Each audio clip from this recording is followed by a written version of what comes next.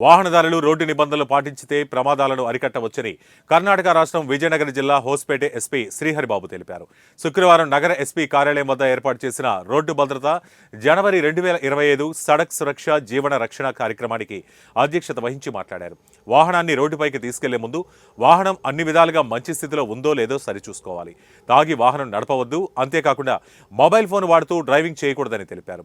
ఎడమ లేదా కుడివైపు తిరిగేటప్పుడు అకస్మాత్తుగా వాహనాన్ని తిప్పవద్దని, మీ సిగ్నల్ తెలుసుకోవడానికి రహదారి వినియోగదారులకు సమయం ఇవ్వండి. ద్విచక్ర వాహనాల విషయంలో హెల్మెట్ తప్పనిసరి. వేగం పరిమితిగా ఉండాలి. వేగం ఎక్కువగా ఉంటే ప్రమాదాన్ని ఆహ్వానిస్తున్నట్టే అని తెలిపారు. పాదచారులు రోడ్డుపై నడిచేటప్పుడు ఫుట్పాత్ను ఉపయోగించాలన్నారు. రోడ్డు నిబంధనలు పాటించడం వల్ల అందరికీ మేలు జరుగుతుందని, జీవితం కూడా సురక్షితం కానీ అజాగ్రత్తగా చేస్తే వ్యతిరేక ప్రభావం ఉంటుందనడంలో సందేహం లేదన్నారు. ముందు జాగ్రత్తలు తీసుకుంటే ప్రమాదాలను అరికట్టవచ్చు. ఇలాంటి కృషిని ప్రతి ఒక్కరూ నిజాయితీగా చేపట్టాలన్నారు. ఈ సందర్భంగా ఆర్టీఓ ಅಧಿಕಾರಿ ಚೌಹಾನ್, ಅదనపు ಜಿಲ್ಲಾ ಪೊಲೀಸ್ ಅಧಿಕಾರಿ ಪಾಷಾ ತದಿತರರು ಪಾಲ್ಗೊಂಡರು. 3 ಕರ್ತವ್ಯಗಳಲ್ಲಿ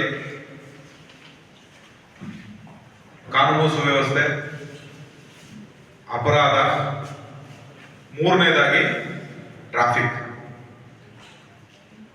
ಆ ಸುರಕ್ಷತೆಯ ದೃಷ್ಟಿಯಿಂದ ರಾಷ್ಟ್ರೀಯ ಹೆದ್ದಾರಿಗಳಿರ್ಬೋದು, ರಾಜ್ಯ ಹೆದ್ದಾರಿಗಳಿರ್ಬೋದು, ಜಿಲ್ಲಾ ರಸ್ತೆಗಳಿರ್ಬೋದು ಅಥವಾ ಗ್ರಾಮೀಣ ರಸ್ತೆಗಳಲ್ಲಿರ್ಬೋದು, ತಮ್ಮೆಲ್ಲರಿಗೂ ಗೊತ್ತಿದೆ ಈಗ 2 wheelers, 4 wheelers, 3 wheelers, 6 wheelers, 8 wheelers, 12 wheelers ಗಳ ಪ್ರಮಾಣ ಎಷ್ಟು ಮಟ್ಟಿಗೆ ಜಾಸ್ತಿ ಆಗಿದೆ. ಅದರ ಜೊತೆಗೆ ಅಪಘಾತಗಳ ಸಂಖ್ಯೆನೂ ಜಾಸ್ತಿ. ಒಂದು ಸ್ಮಾಲ್ ವಿಡಿಯೋ ಎಲ್ಲ ನೋಡಿದೆ.